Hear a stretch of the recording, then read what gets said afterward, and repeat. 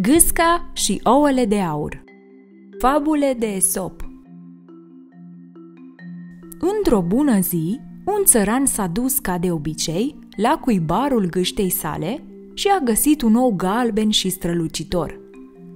Când l-a ridicat în mână, a observat că era greu precum plumbul. Era cât pe ce să-l arunce, gândindu-se că cineva făcuse o glumă pe seama sa. S-a gândit însă mai bine și a luat oul cu el acasă. La scurt timp a aflat că era făcut cu totul și cu totul din aur.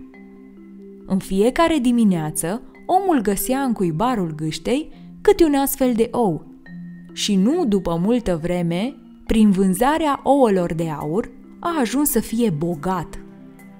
Pe măsură ce îi creștea averea, îi creștea și lăcomia. A ajuns mare bogătaș. Țăranul parcă și-a pierdut mințile. Ar fi vrut să aibă grămezi întregi de aur. Nu ar fi dat nici cel mai mic bănuț unui sărac.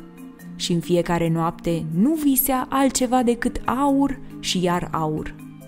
Așa se face că în cele din urmă, gândindu-se că va putea lua deodată tot aurul pe care îl putea da gâsca, a omorât-o și i-a desfăcut burta. Înăuntru nu a găsit nimic. Ca prin farmec, odată cu moartea păsării, au dispărut și celelalte ouă.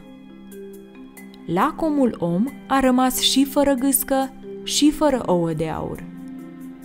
Învățătură: nemulțumitului îi se ia darul. Pentru mai multe jocuri distractive și videouri amuzante, abonează-te la canalul de YouTube Copil Creativ.